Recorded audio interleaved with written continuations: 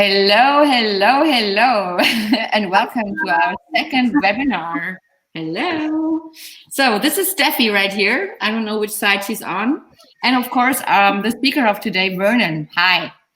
Hey, hey, hey. Hey, hey. So welcome everyone for this second Agile TD free webinar we are offering for you. Before we actually start, just a few words to why we do that. As you all know, the situation is quite harsh these days. No live events take place, which is a good thing because, we have to take care of our health and safety. Amongst many other events, Agile Testing Days USA had to be postponed to next year, which is pretty sad.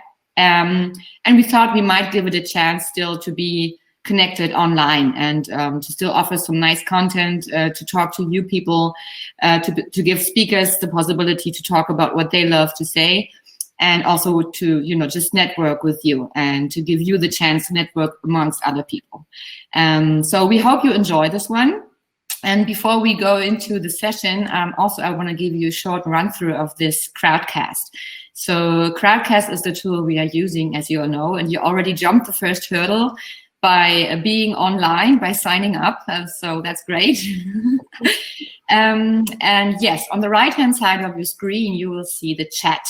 So for the chat, please just type in where you're from if you want. It's always nice to see where everybody's tuning in from. And if you want to share some information, I want to give some advice to your fellow viewers here, or want to share URLs, whatever is important for you or that fits to the topic, just put it in the chat. That would be great. Oh, Richmond, New York, India, woohoo! Thanks, people. That's nice to know, and nice to see where everybody's from.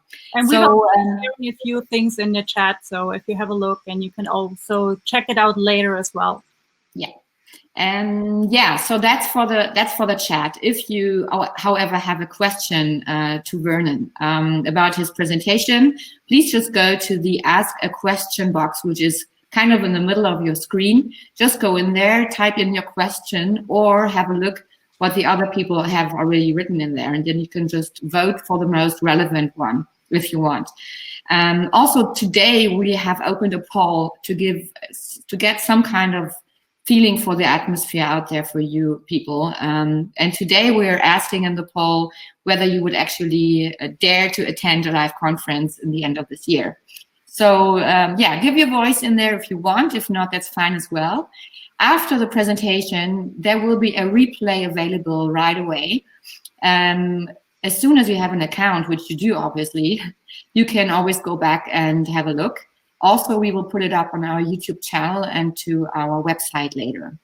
And Vernon will also be so kind and answer all the open questions that are maybe left by the end of the presentation. Thanks, Vernon. So we try to keep the conversation going. Also, the chat will be still open for a couple of more days.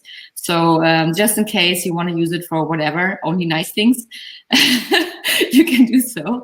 While we're talking about that, can I give this one to Steffi about the rules we have in place for online events? Our code of conduct? Yes. Yeah, I shared with all of you in the beginning a link to our code of conduct, and which ensures that we believe in diversity and inclusivity, and we do not want anyone to harass anyone, or if you feel harassed yourself, then please get in touch with us. We want this whole thing to be a safe place for everyone, like we do for our on-site events.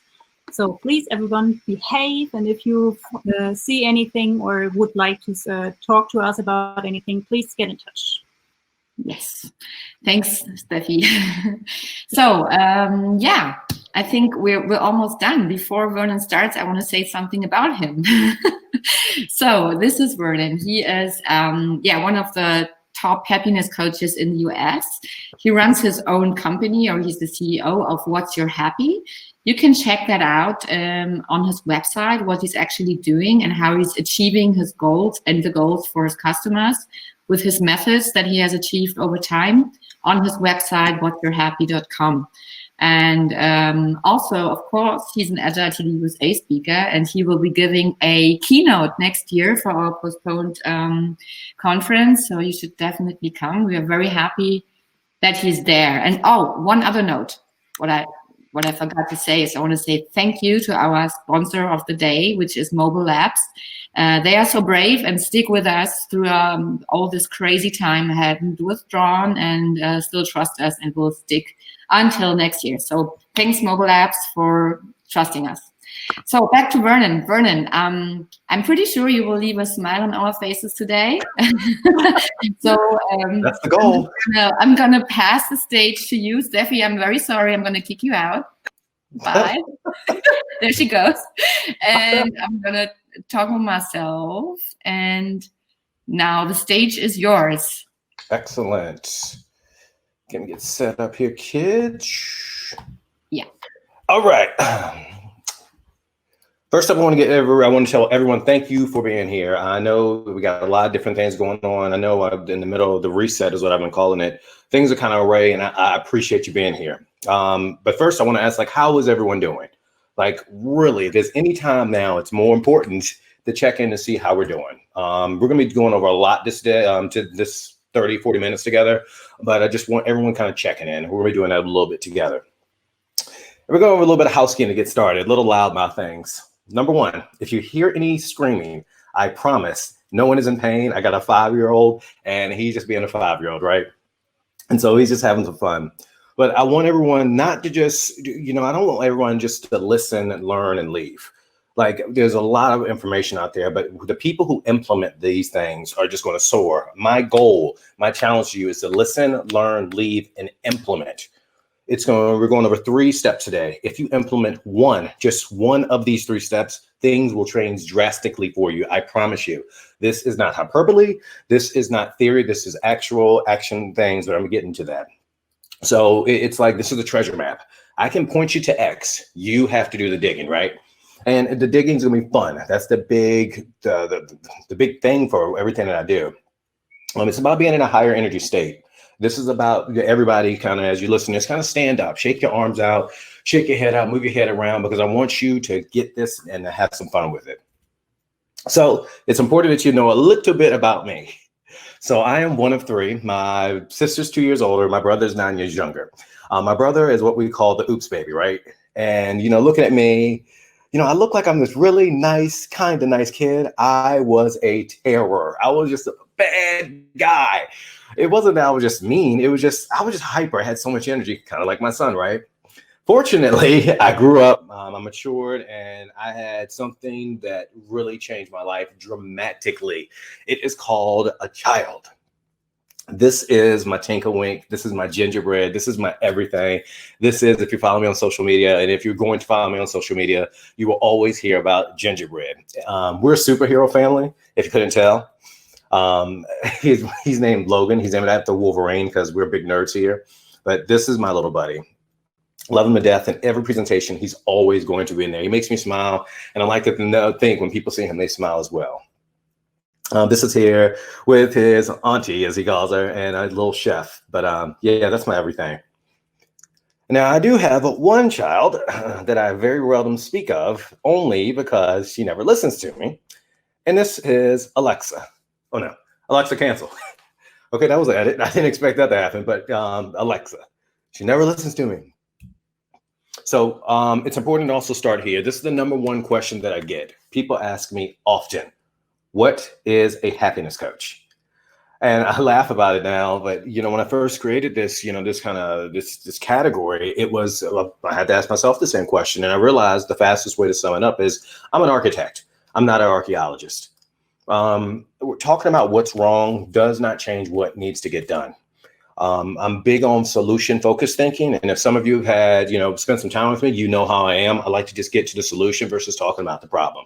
And with a happiness coach, if we're talking about how the fire started, that's important to a degree, but I think it's more important that we put the fire out to kind of break it down for you. The next question I get is, what is happiness?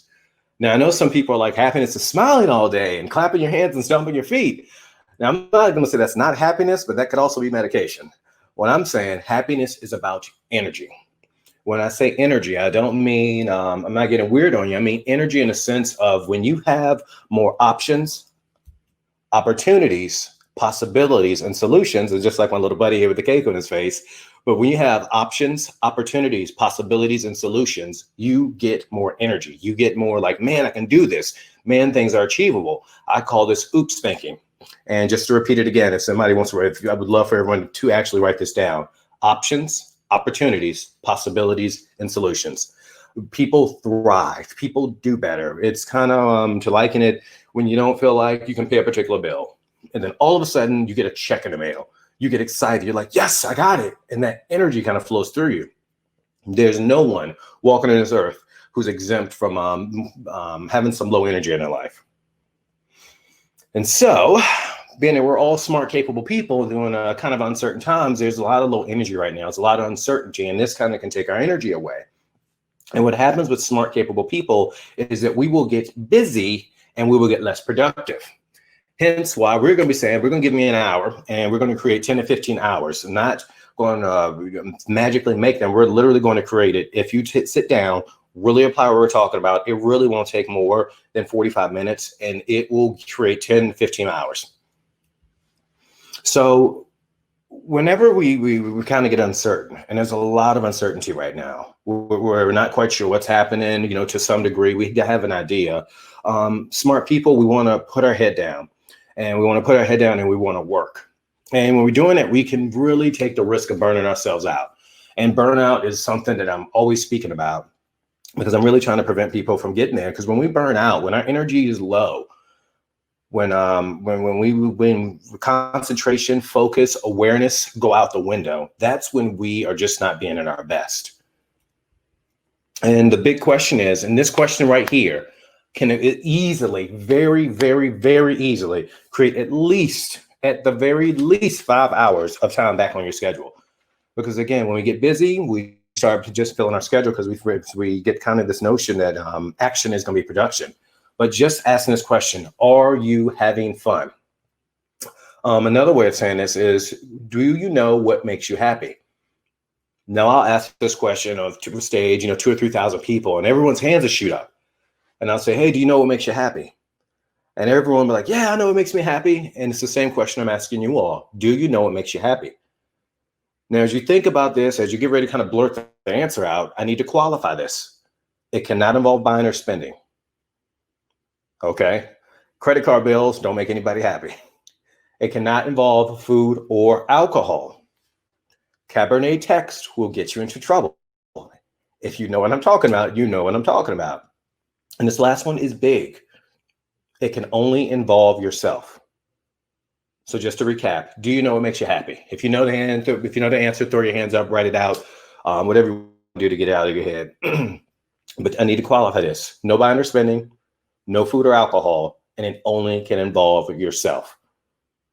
Now, why is this important? Like, well, Vernon, why are you telling us to go have fun? Because when this thing is not doing the things that lights it up in life, when it's not doing the things that kind of makes it get a rest, when it's not getting that place where it can be creative and just smile or just not think about what's wrong, it can rob you of your personality. Things that take you 30 minutes will now take you an hour, hour and a half. Things that you normally excel at, you kind of struggle through those. And what do smart, capable people do? Well, the first thing that we do is, hey, it took me 30 minutes. Let me do it harder. And then you do it again, you start doing it again, it comes an hour. Then you get frustrated, you get upset, you get bothered, just whatever that emotion is. And you're like, gosh, I got to fix this. I know I'm better than that. And then the next year, hour and 15 or hour and 20 minutes. And then the next thing you know, you're about to pull your hair out or whatever hair you got left in my case. And you're like, what is happening? And it's nothing happening. It's just a sign that you need to take a break. You need to have some fun. You need to schedule it.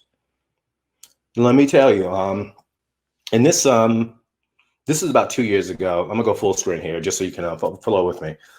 So this was about 2-3 years ago. And at the time I was meeting with someone in public, meeting with someone in person. And when I'm always looking at people with like, not just eyesight, but mindsight. Anybody who's met with me or met with me, I'm big on my intuition. I'm always paying attention to what I see up here. And I did this presentation on celebration at a corporation, and the lady who I'm speaking of, sitting with my client, came and she said, hey, you really spoke to me. I said, okay, let's come in and sit down. And everything's always confidential with me, so I'll just call her Miss Klein. So when she's coming in, I mean, I could see it clear as day. She was just like this gigantic personality, so much strength. I mean, she was fierce. Like she had these really strong cheekbones. Like my mom's Native American, so I'm always looking at cheekbones. It's something I just pay attention to. But she had these like very powerful cheekbones. I'm like, this lady is a force to reckon with. But what I was noticed was the incongruency in what I was seeing here and what these were seeing. So she comes in and she's very quiet, very soft-spoken, and she's just slightly withdrawn. And I'm just like, have a seat. So when she comes and sits down, I said, so what brings us together? I'm always asking questions. Coaching is about questions. It's not telling. It might be bringing some things up, but I'm always asking questions. And she says, well, Vernon, when I saw your presentation, it really spoke to me.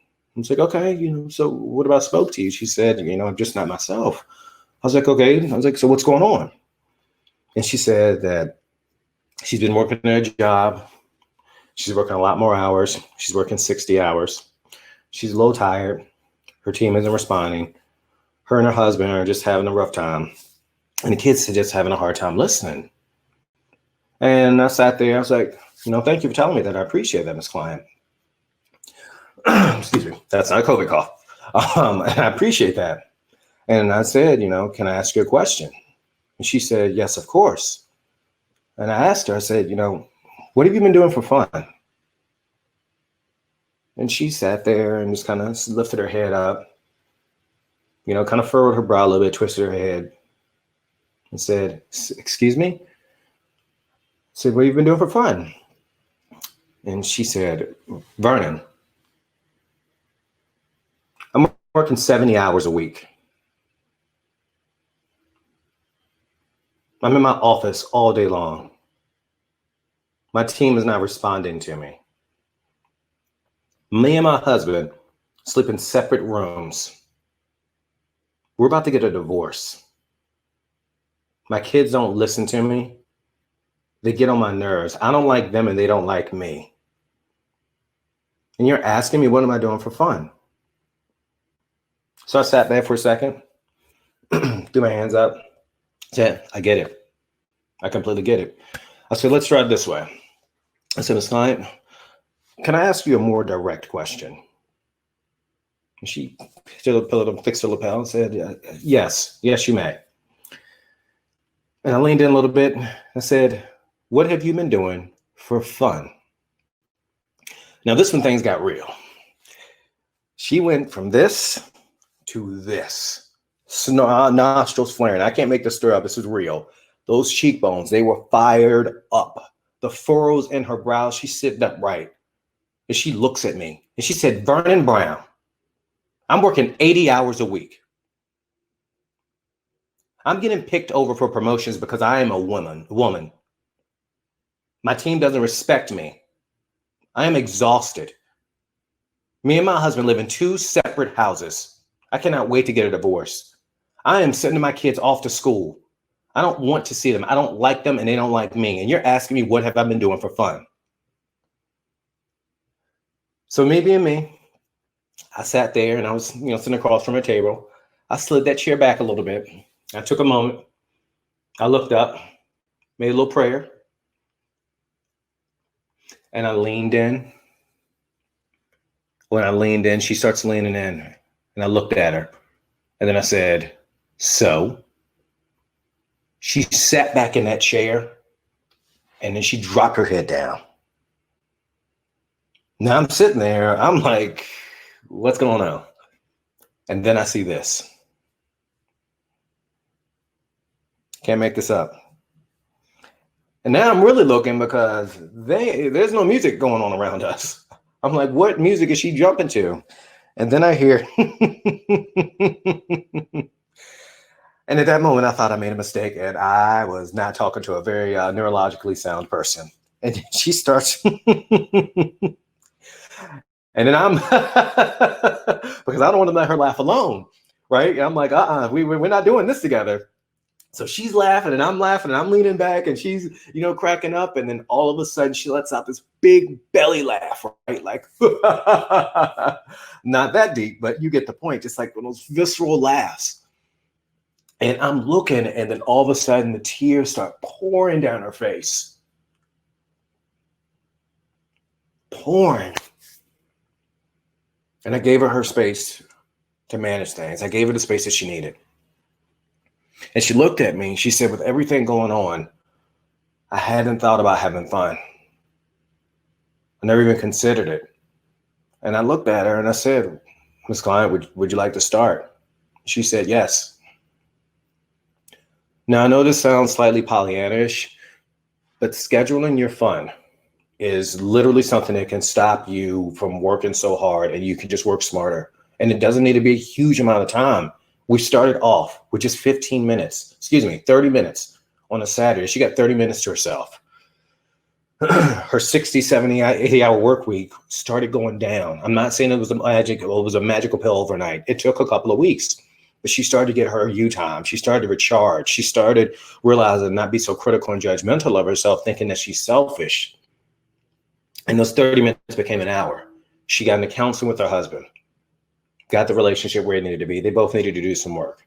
She started having more time with her kids, and she stopped being so quick to call them stupid or just these names that she didn't mean, but she was just exhausted. And so she would say the first thing that comes out their mouth.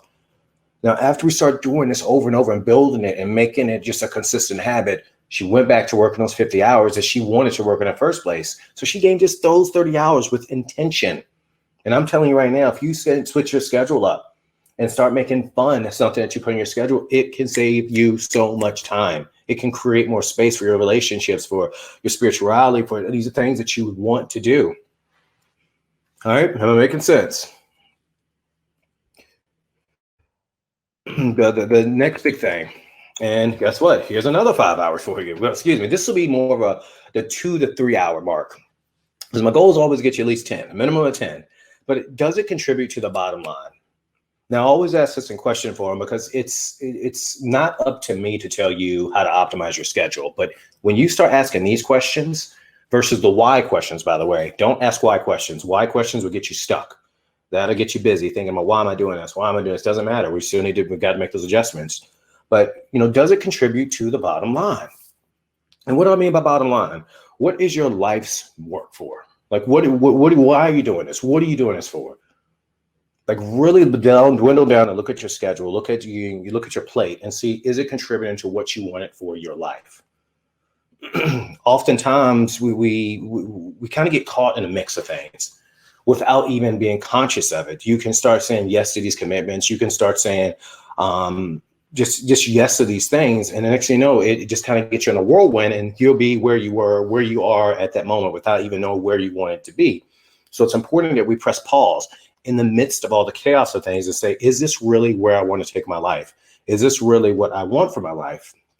And life is life. And a big philosophy for me is first you get the lesson. Life is lived in reverse.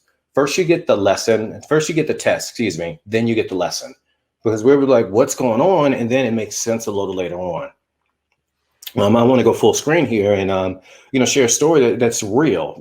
In fact, every story I have is always real because these are my clients and these are just different things that let people know that, you're not alone no matter what you're going through. Everything has been experienced by somebody on this planet.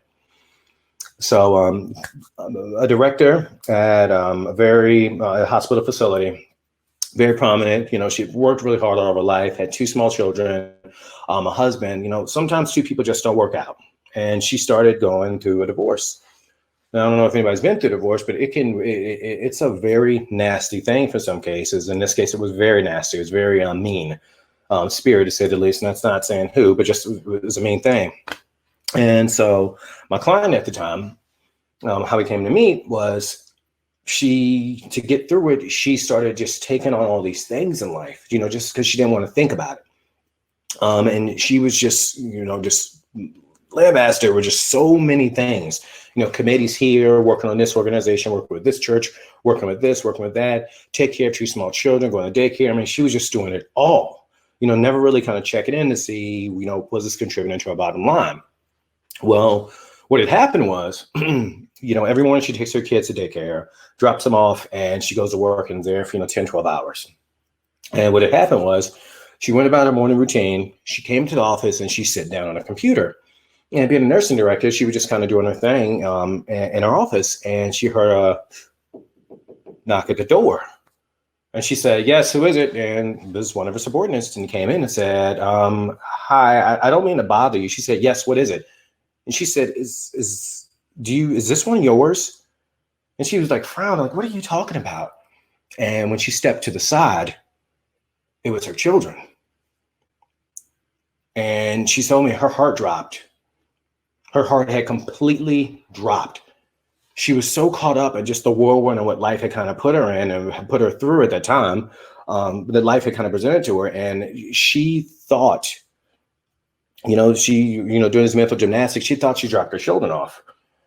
She hadn't. Fortunately, her 5-year-old knew where she worked in the office and had unlocked the door. I mean, get this, unlocked a child locked door. I don't even know how, and this isn't real, and was waiting outside of the office when the door opened up, went to her door and was waiting and just pointed at the cup saying, mommy.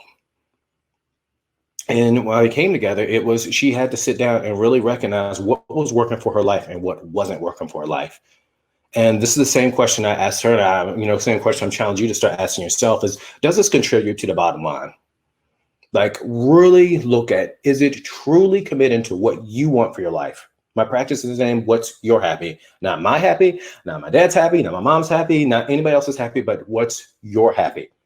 And it's important that we sit and we check in with ourselves to make sure that what we're doing is in sync with where we're in the head of our head.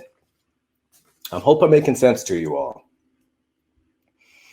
Yeah, we're gonna skip that one. Just trying to be cognizant of time. How are you celebrating everything? This will give you an easy 5, 6, 10 hours. I'm giving you some bonus hours. How are you celebrate everything? High achievers tend to be very poor celebrators.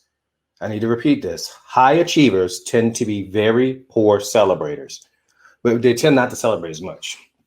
We go in these societies where we're taught, get to the next project, get to the next fiscal year, get to the next whatever.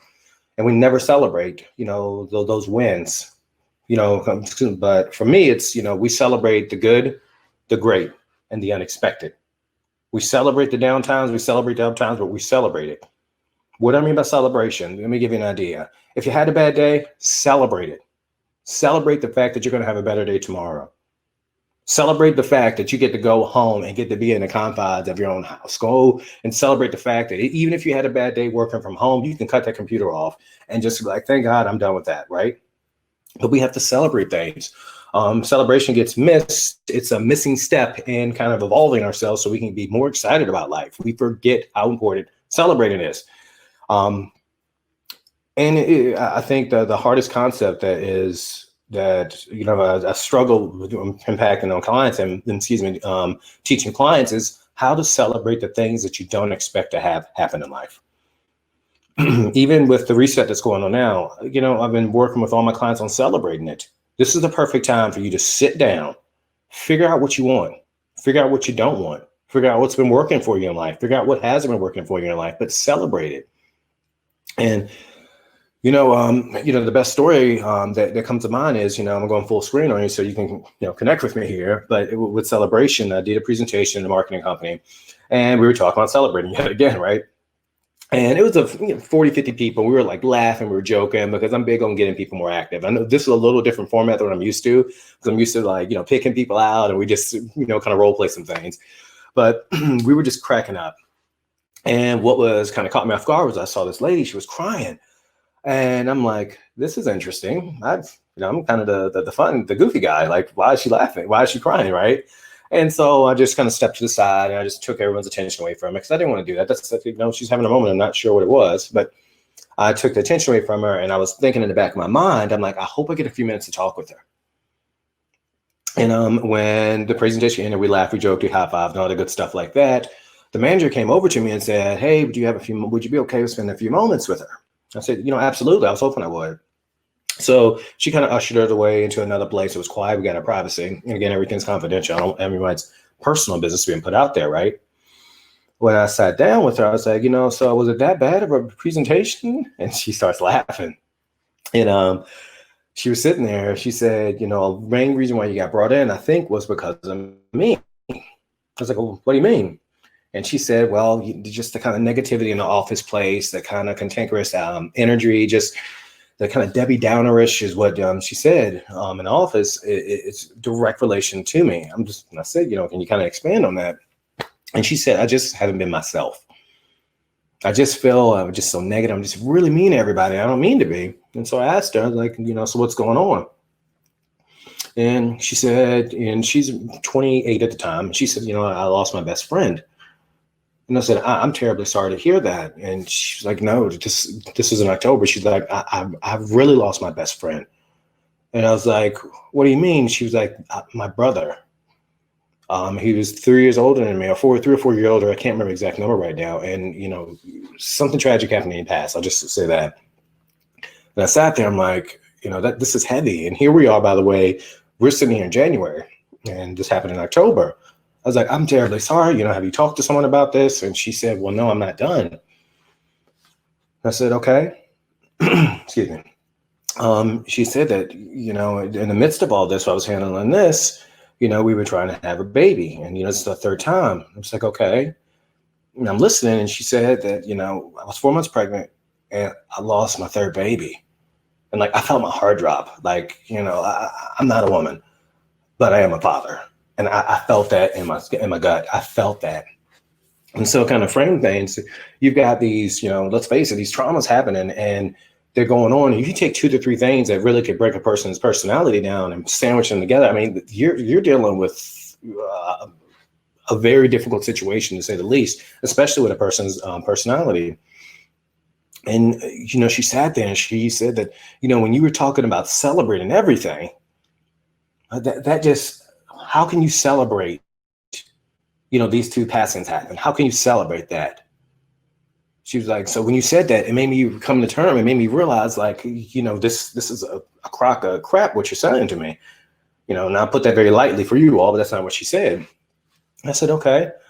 And I sat there and I said, I took a second. I said, have you ever thought about celebrating your sadness? Granted, she was sobbing while we were together, but she like dried her eyes and she's like, what are you talking about celebrating your sadness? There you go again. It doesn't make any sense. I said, okay, are you open to a more real version for you? And she said, yes. I said, okay. I was like, so you take a kid who was never asked to be brought into this world, who has a sister that's 2 years older, a brother that's 9 years younger. He grows up in poverty. He grows up homeless. He sees his mother raped twice. He sees his sister raped. He gets evicted twice. He lived in a car. He gets made fun of. He gets bullied. He didn't take baths many, many weeks because he couldn't do it when he was when he was a young child.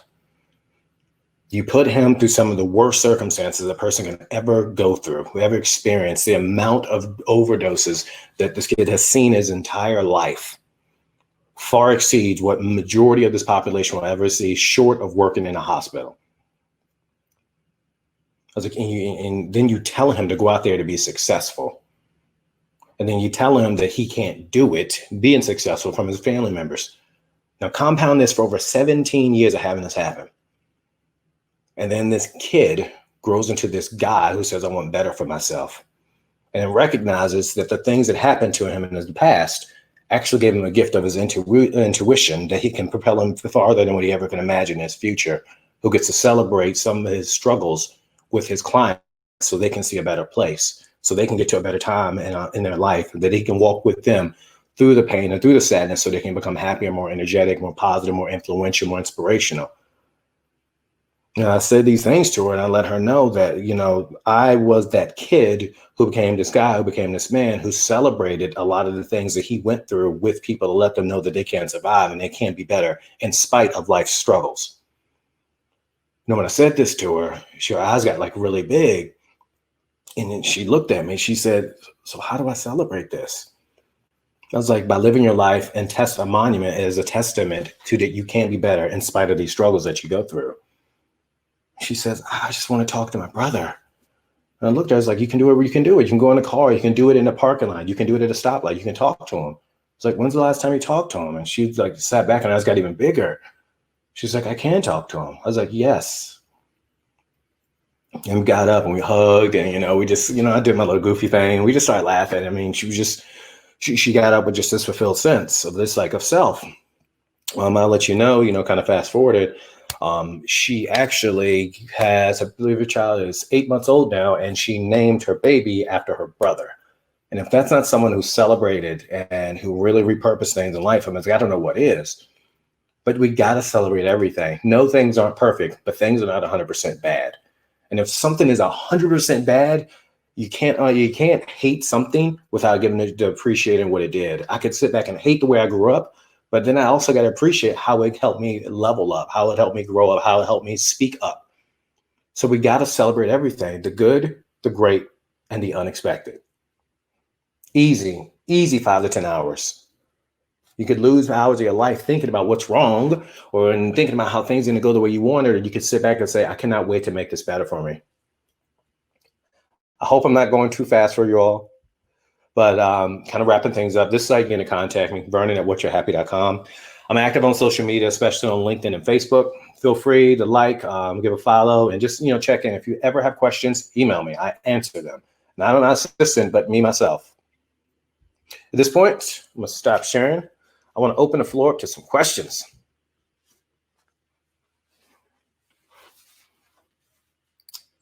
And am I reading? Here we go. Hi. I'm back. Thanks, Vernon. That was crazy. I mean, you said so many things about your own personal life. I think that's very brave. To open up like that. So that's thank you. That's always inspiring, and I think, like, for me, it's always nice to just listen to people's stories because they're real. And I think most of us hopefully feel the same way. So let's move on to a couple of questions we have here. So the first question, with the most. Thank everybody. What makes you happy? What makes me happy? Yes, most people want to know what makes you happy. I am glad you asked. I love to cook. And if anybody's been looking at me on social media, cooking is my jam. I love, I started, little side story, I initially went to college for animation because I love to draw. That was how I got through those tough times when I was younger. So like art and creativity and cooking, they all go together. So art is cooking is a huge thing for me. Mm-hmm. Huge. I'm also like exercising. That's a big thing for me as well. But hands down, number one, it's going to be cooking. Like shrimp tacos tonight. I'm so excited to make shrimp tacos, but yeah, cooking. Oh, that's good. We might get to that a little bit later because I'm not gonna. Yeah, we have something planned in Potsdam, but that's still a secret. Well, okay. All right. Well, then we have the next question that 6 people actually want to know the answer to. How do you celebrate an achievement in case you have an imposter syndrome? Well, it's a world-class question there. It's, when people say imposter syndrome, celebrating that is realizing that it's who you're becoming. It's looking at, though I might not, it's like wearing a leather jacket when you level up. And that's what I call leveling up in life. Mm-hmm. When you first put it on, it feels uncomfortable. You're like, can this really fit me? Can this really fit? And you're just like, I don't know, but you're like, but I really like this jacket. But as you keep doing it, and imposter syndrome can be easily defeated with more practice. Hey, this is my jacket. This is good for me. This is made for me. And you just kind of repeat these things to yourself and just recognize everything that, generally comes to us. We're going to feel uncomfortable, especially when we're working towards it. So for me, it's just to practice careful what you practice saying more positive things to yourself, and recognize when we do something new, sometimes it does feel uncomfortable at the beginning. But it just takes some practice. Let's celebrate the fact that, hey, I'm glad I'm feeling this because I'm going to appreciate it. Yeah. And there's probably still, imposter syndrome is a thing that, I don't know. I know many people, I have it, many people that I know deal with that. So first step will probably be to find the positive thing in it. Absolutely. That's the hard thing, but I think it's very, very subjective. Like it's up to the person. It has different reasons, but For sure. Yeah. I remember when it was the first time I spoke. I'm a speaker and I'm used to speaking, but the first time I spoke, it was like 2,000 or 3,000 people, 2,500 people. And that in itself was like, What's your happy's really doing this? But it was the people. These are PhDs. These were just master degrees. These were like higher level degrees. You want to talk about imposter syndrome? I'm like, oh my God, I can't do this. I can't do this. And I sat back and I was like, this is what I wanted. This is what I worked for. And I went out there and I rocked it out. I had a great time. When I say rock it out, I mean, I had people thinking, I had people listening, I had people laughing, I had people, going this emotional roller coaster that I do with people. But it took some practice, though. It definitely took practice. Yeah, I understand. All right. Then we have a question here from Clara saying, hi, Vernon, how does this translate into the corporate context, into my team and my work environment? This in terms of, do you know, like, well, I'll take a spin at it. And Claire, if I'm wrong, please elaborate so I can pinpoint exactly. Right. It goes to, in a corporate environment, whenever I work with corporate clients or you work with corporate entities, it's to look at the schedule and making sure that if you're going to have let's just say a fiscal review, make sure at the end of that you take 15 minutes and you just let it celebrate with the people. Like, hey, I know we might have missed the marks this year. However, I know we're going to do better than that. I know we're going to do better next quarter. So we got to remind people of all their hard work. Sometimes we miss the mark with some things. Let's be real. And a lot of times we overachieve those marks, but you got to start celebrating those things with people. Because, often we're on to the next fire, we're on to the next, thing. Yeah. And it's also about checking in with employees to really ask them. That's why I always start with, how are you? Ask people how they are doing. Like, no, just say, hey, how you doing? No, how are you? Like, really sit with people. People will work harder for people who care about them than people who repel them.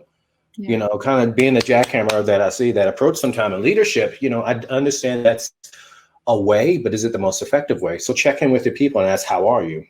Yeah. And just see how they're doing. Learn a couple of facts about your employees. If you know they love bird watching, ask them, where do you go watch bird watching? But let's check in with people, especially right now. People need to be checked in on more often, just because, again, we're working on more restrictions. And when it comes to their schedule, you can look and ask your employees, or if it's you or the person making the schedule to some degree, build some time in and give them, every situation is different. So I know it's a little difficult, but I always request that can the employees have 30 minutes to kind of have some power down time? Make it look like it's a client session, but gives them a place that they can power down. It's so easy right now to overwork yourself because you're like, well, what do I do? No, ask the request that they take a slot, 30 minutes, wherever they want in their week. And they can get that 30 minutes to watch half of a Netflix show or a full Netflix show. But give them some breaks and tell them to do what you want. And that can be their happy. Those 30 minutes, as I shared in that story, shows up so big with people. Yeah. Yeah, I think it's important to give time to the team to just calm down and, do some self-care. And I think all of us working from home probably have the kind of the fear that, or you don't really take breaks sometimes. It's hard, the whole time thing kind of goes into this blob. I think it's good for bosses to remind the team that they should do that. And if they have, then they're lucky. So another question, let's have a look. Do you have any positive affirmations that you utilize? It's by Jeff is asking that question. Thanks, Jeff, for asking. I'm sorry, I overtalked with you. Could you repeat that question again? No worries. Okay. Do you have any positive affirmations that you utilize? Absolutely. It's more of a reminder when I think about affirmation, and this is something I would love for everyone to do. Name the top five things that you are amazing at. Like, not good, not great, but amazing. And don't be humble about it. I push people on this all the time because life will tell you that you suck at this, you need to work on this, you could improve this, your weakness is this, your whatever, these things that bring you down. You need to know what you're amazing at. And daily, I remind myself what I'm amazing at.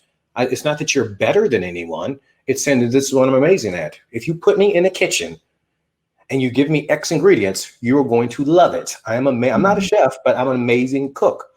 I'm amazing at making people laugh. I can make anything funny, but I remind myself of these. I kid you not, there was a tornado coming and we were laughing in the hallway, scared, and everyone's like, oh, and we're cracking up all at the same time. We talk about ambivalence. But it's to remind yourself what you're amazing at. And when you know what you're amazing at, and the big thing here is being able to say it and then act on it, it gives you more courage. It gives you more strength. If things don't go the way you want, or let's just say my son's driving me crazy. I was mentioning earlier, he'll walk in and wave and say hi. And I'm like, I'm amazing at being a father. Because normally I would snap, but those things, they just keep me reminded of positivity for me. That's a huge one for me. Yeah.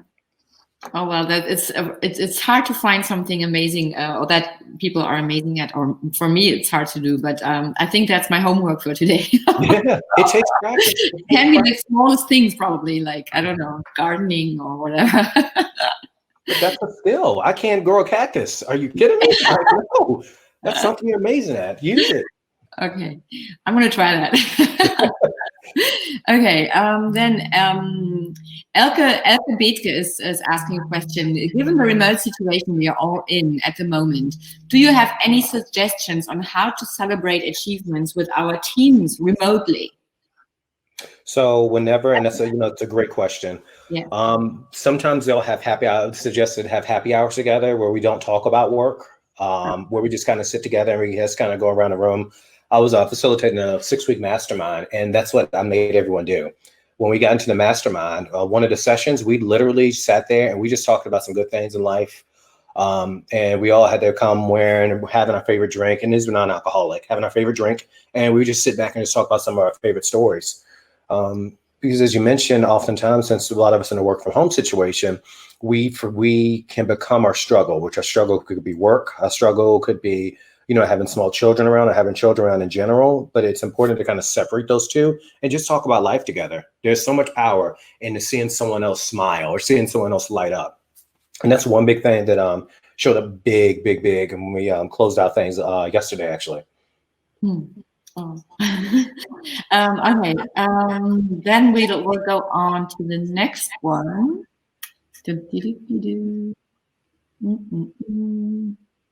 Okay. There's one from Maria. You shared some insights in coaching other people. How to start practicing coaching and ask proper questions. So can you say how to start coaching? I'm going to repeat, no problem. Hang on.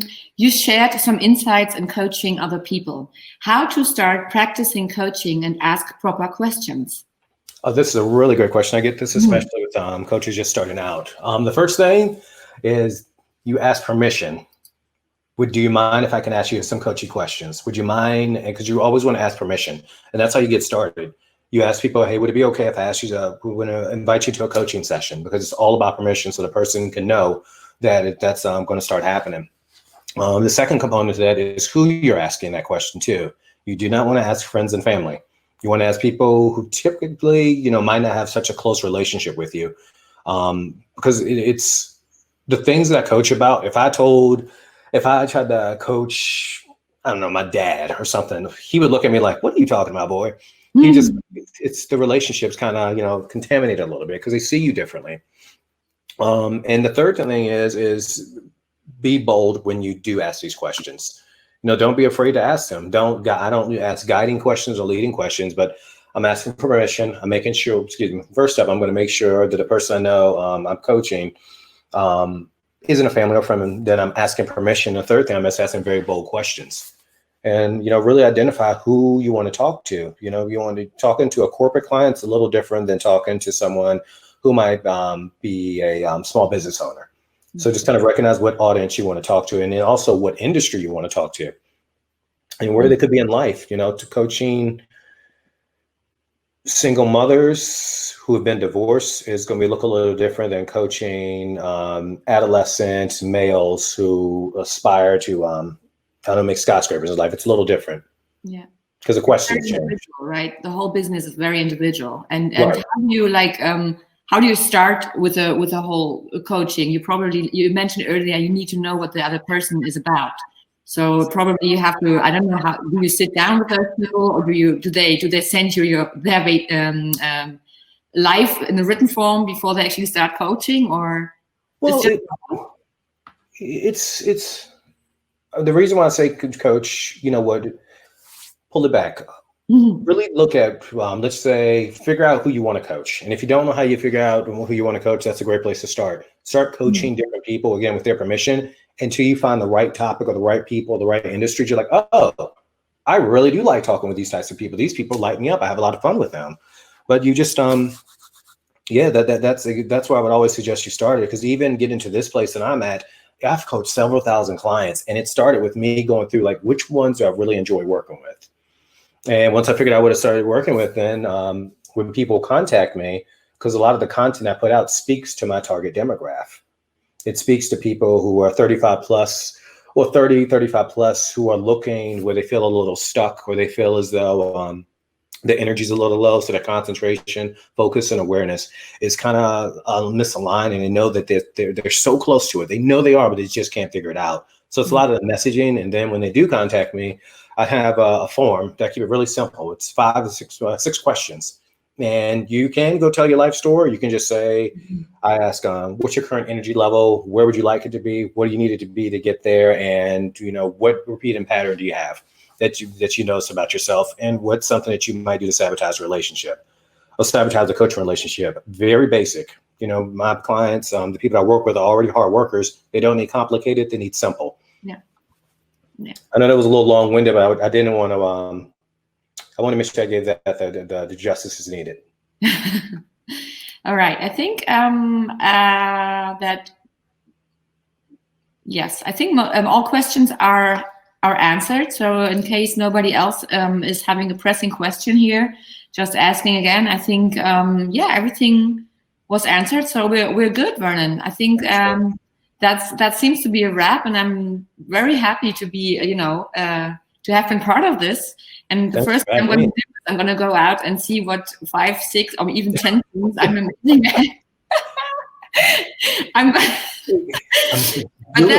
That's such a good practice. I think that's something. I think Stephanie, she has children as well. She just put in the chat that she's going to put this up on the wall in the children's room, which I think is a great idea as well. So.